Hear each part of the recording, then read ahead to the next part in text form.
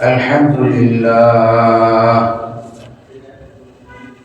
الحمد لله وكفى وسلام على عباده الذين اصطفى أما بعد فأعوذ بالله من الشيطان الرجيم بسم الله الرحمن الرحيم فقلت استغفروا ربكم إنه كان غفارا يرسل السماء عليكم مدرارا ويمددكم بأموال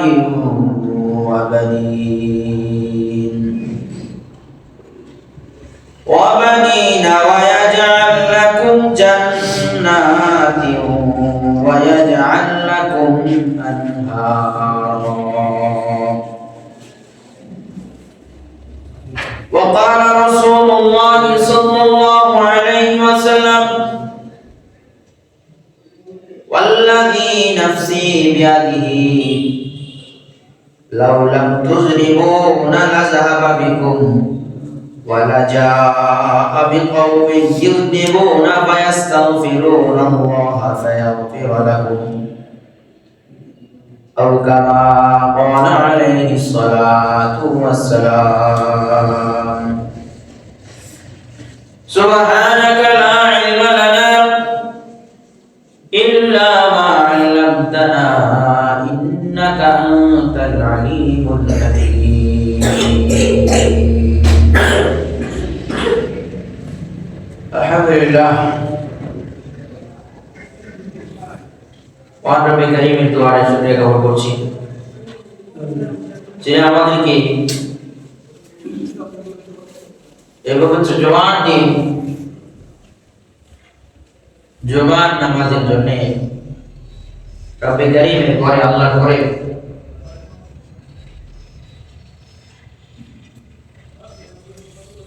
আগে আগে আসার বসার তৌফিক দান করেছেন। এজন্য দিলের গভীর থেকে জোরে জোরে শুকরিয়া আদায় করে বলি আলহামদুলিল্লাহ।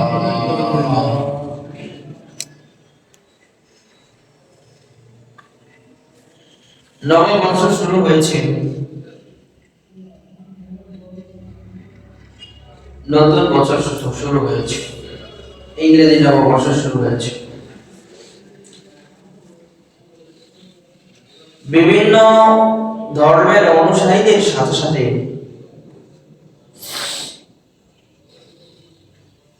অনেক মুসলিমরাও 31st নাইট উদযাপন করেছে। বুঝিয়া না বুঝিয়া অপরাধ করেছে, যেগুলো গুনাহ,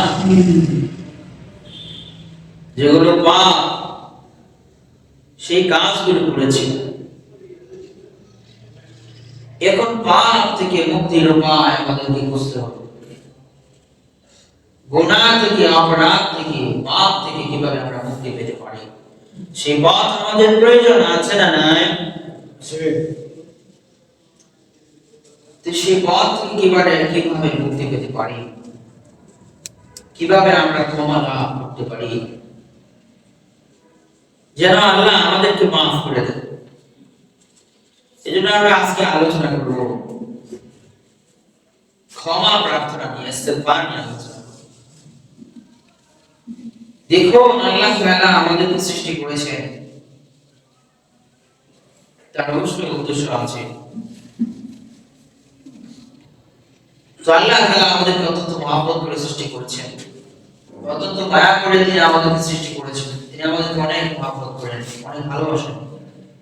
ইনসান হলো আশরাফুল মাখলুকাত, মানুষ হলো আশরাফুল মাখলুকাত। পৃথিবীর বুকে সর্বশ্রেষ্ঠ মাখলুকাত হলো ইনসান, মানুষ। এদের চেয়ে আশরাফ, সম্মানিত আর কোনো মাখলুক আল্লাহ সৃষ্টি করেন। তো আমাদের সৃষ্টির পেছনে অবশ্যই রহস্য রয়েছে।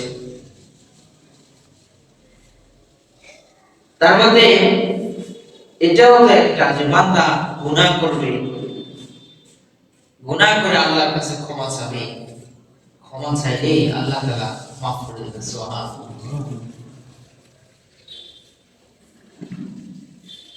আমি আপনাদের সম্মুখে কোরআনে কারীমের 29 নম্বর পারা 71 নম্বর সূরা সূরা নূহের 10 নম্বর আয়াত থেকে কয়েকটি আয়াত তেলাওয়াত করেছি।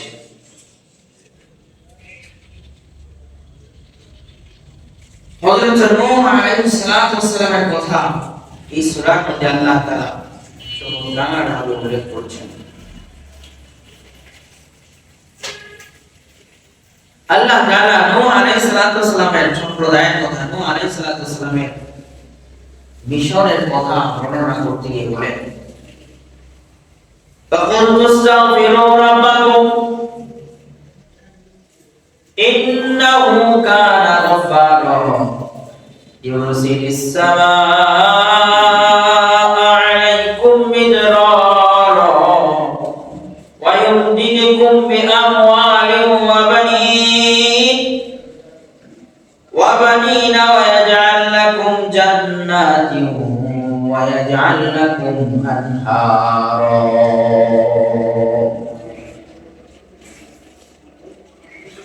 আল্লাহ তাআলা হযরত নূহ আলাইহিস সালাতু ওয়াস সালামের কথা বলতে গিয়ে বলেন, ফাকুলতু, হযরত নূহ আলাইহিস সালাতু ওয়াস সালাম বললেন, ইস্তাগফিরু রাব্বাকুম। হযরত নূহ আলাইহিস সালাতু ওয়াস সালাম তার সম্প্রদায়কে বললেন, ইস্তাগফিরু রাব্বাকুম, তোমরা তোমাদের রবের কাছে ক্ষমা চাও, ক্ষমা প্রার্থনা করো। রবের কাছে কি চাও? ইস্তাগফিরু রাব্বাকুম, ক্ষমা চাও রবের কাছে। ক্ষমা চাইতে হবে কার কাছে? অপরাধ আল্লাহর কাছে করেছি, মাফ আল্লাহর কাছে যেতে হবে, তার কাছেই মাফ চাই, ক্ষমা অন্য কারো কাছে। তো হযরত নূহ আলাইহিস সালাম তার সম্প্রদায়কে উপদেশ দিতে গিয়ে বললেন, ইস্তাগফিরু রাব্বাকুম, তোমরা তোমাদের রবের কাছে ক্ষমা চাও। সুবহানাল্লাহ। ইন্নাহু কানা গফফারা, রব্বে কারীম বলেন ক্ষমাশীল, আল্লাহ বলেন দয়ালু এবং ক্ষমাশীল, তিনি ক্ষমা করতে ভালোবাসেন। অতএব তার কাছে ক্ষমা চাইতে হবে, ক্ষমা চাও তার কাছে। আচ্ছা, ক্ষমা চাইলে কি কি লাভ হবে? তো আল্লাহ তাআলা বলতেছেন, এক নাম্বার ইস্তিগফার, এই আয়াতের মধ্যে 11 নম্বর আয়াতের মধ্যে আল্লাহ তাআলা বলতেছেন ইস্তিগফারের কি ফজিলত। আল্লাহ বলেন, ইউরসিলিস সামাআ আলাইকুম মিদরারা,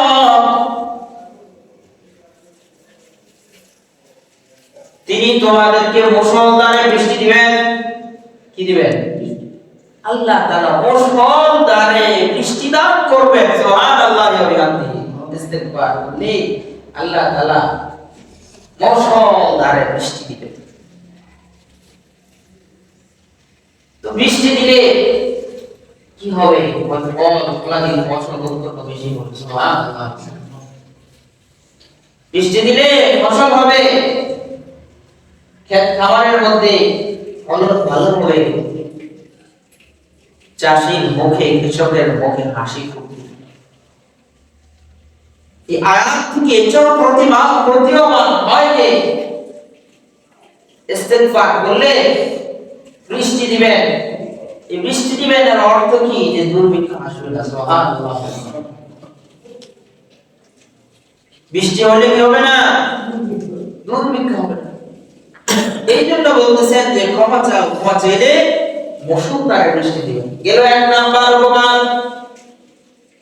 2 নাম্বার আল্লাহ বলতেছেন, ওয়ায়ুমদিদকুম বিআমওয়ালিন ওয়া বানিন, ওয়ায়ুমদিদকুম বিআমওয়ালিন ওয়া বানিন, সম্পদ বৃদ্ধি করে দিবেন। 3 নাম্বার সন্তান বৃদ্ধি করবেন। وَيَجْعَلْ لَكُمْ جَنَّاتٍ ويجعل لكم أنهارا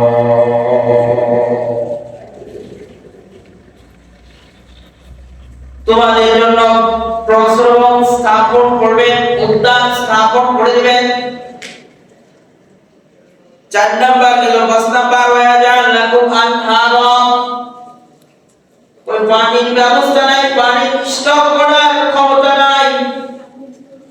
বৃষ্টি পড়লে বৃষ্টির পানি শেষ হয়ে যায়, তাহলে কি করবেন? কোন নদীর ব্যবস্থা করে দিবেন যেখান থেকে পানি ফুরাবে না। নদী দিয়া দিলে নদী থেকে সিজন ছাড়া, যখন পানি সিজন না, যখন বৃষ্টির সিজন না, ওই সময় নদী থেকে পানি নিয়ে সেচের মাধ্যমে ফসল করা যাবে, ফল ফলাদি বেশি হবে। নদী তাহলে এই আয়াতের মধ্যে আল্লাহ তাআলা আমরা 5টা উপকার দেখতে পাচ্ছি। 1 নাম্বার, বৃষ্টি মৌসুমকালে দিবেন। 2 নাম্বার, সম্পদ বৃদ্ধি করে দিবেন। 3 নাম্বার, সন্তান বৃদ্ধি করে দিবেন। 4 নাম্বার, উদ্যান বাগান প্রসবন স্থাপন করে দিবেন। 5 নাম্বার, নদী নালা স্থাপন করে দিবেন। সুবহানাল্লাহ। ইস্তিগফার করলে এই হলো ফজিলত। ইস্তিগফার করলে এই আয়াতের মধ্যে এই কয়টা ফজিলত পাওয়া যায়।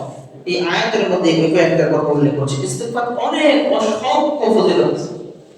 যত বিপদ আছে, বিপদ আপদ আছে, যা আছে সমস্ত বিপদ আপদে সবকিছু থেকে ইস্তিগফার করো। আল্লাহ সুবহানাল্লাহ। ইস্তিগফার করো, আল্লাহর কাছে মাফ চাও, আল্লাহর কাছে মাফ চাইলে আল্লাহ তাআলা মাফ করে দিবেন। আস্তাগফিরুল্লাহ, আস্তাগফিরুল্লাহ, আস্তাগফিরুল্লাহ, আস্তাগফিরুল্লাহ। আল্লাহ আমি তোমার কাছে ক্ষমা চাই। সুবহানাল্লাহ। আল্লাহ আমি তোমার কাছে কি চাই? ক্ষমা চাই। ক্ষমা কি আল্লাহ তাআলা কত ভালোবাসেন। আমি হাদিস পড়ে আমার মাথা হয়রান হয়ে গেছে। একটা হাদিস আপনাদের সামনে উল্লেখ করি। আল্লাহ তাআলা ক্ষমাকে কত পছন্দ করেন। ক্ষমাকে কত পছন্দ করেন। আল্লাহ তাআলা বান্দা মানুষ বানাইছে, মানুষ অপরাধ করবে, মানুষ অপরাধ করবে, এটা মানুষের তার জিনসিয়াতের মধ্যে, তার জাতের মধ্যে দিয়ে দিয়েছে যে অপরাধ করবে। স্বভাবের মধ্যে আল্লাহ তাআলা দিয়ে দিয়েছে অপরাধ করবে। অপরাধ না করলে তো কিসের মানুষ? আল্লাহু আকবার ওয়ালিল্লাহি। মুসলিম শরীফের riwayate, মুসলিম শরীফে 6858 নম্বর হাদিস, 6858 নম্বর হাদিসের মধ্যে এই হাদিসটা হযরত আবু হুরায়রা রাদিয়াল্লাহু তাআলা থেকে বর্ণিত।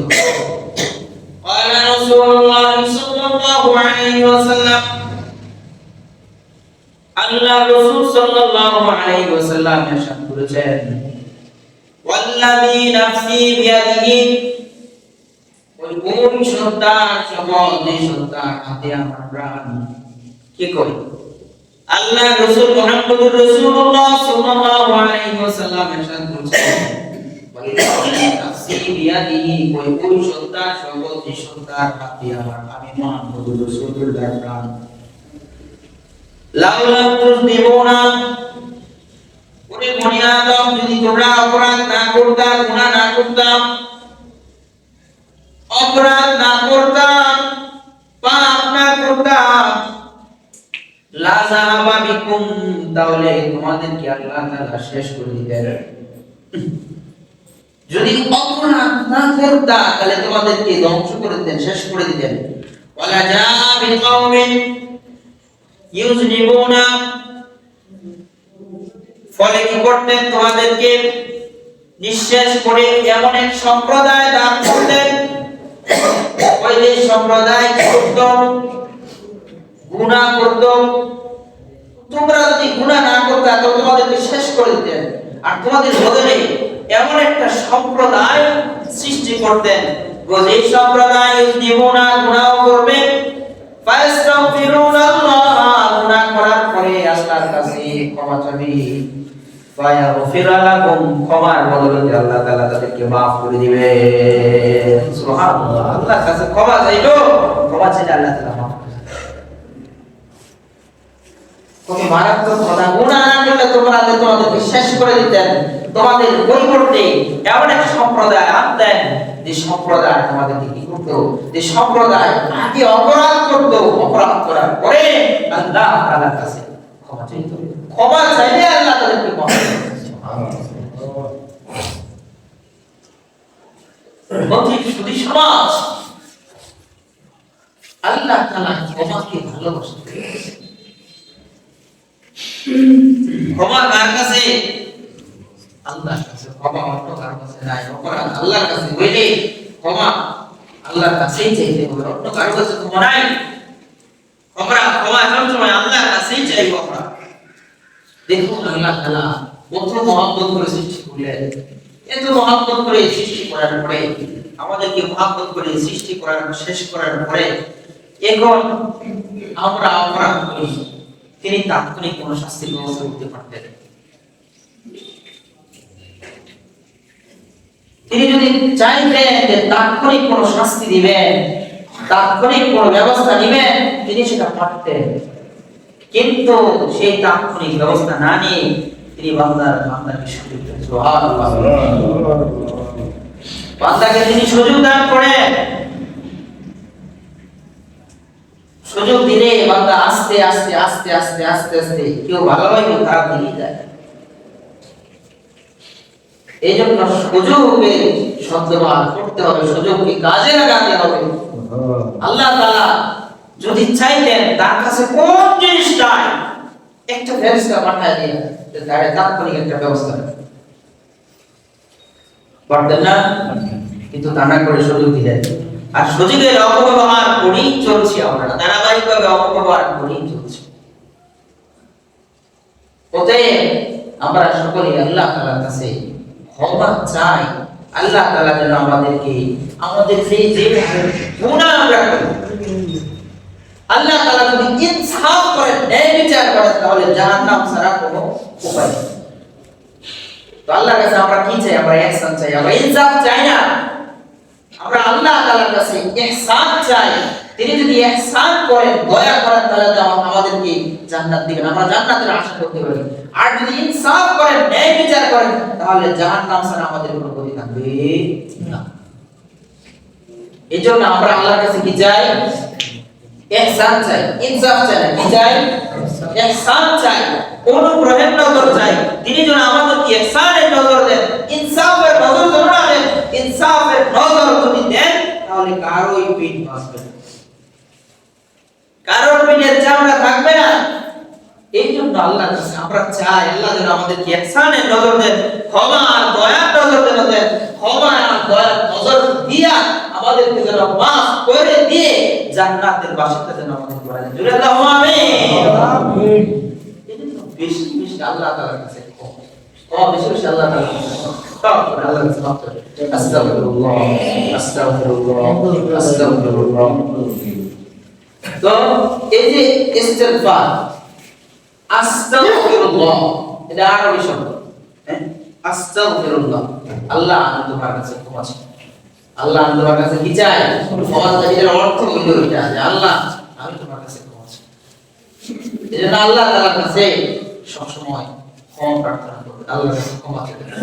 আর জিকিরের সাথে থাকার চেষ্টা করবে। জিকির অত্যন্ত দামি জিনিস এবং গুরুত্বপূর্ণ ইবাদত। আল্লাহ তাআলা সব কাজের একটা ব্যবস্থা দিয়েছেন, কিন্তু জবানে খানেক রাখছেন, খালি রাখছেন। এটা হাজার কাজের মধ্য দিয়েও তার জবানের মধ্যে আমি রব্বে করিমের নাম, আমি রব্বে করিমের জিকির যেন জারি থাকে। সুবহানাল্লাহ।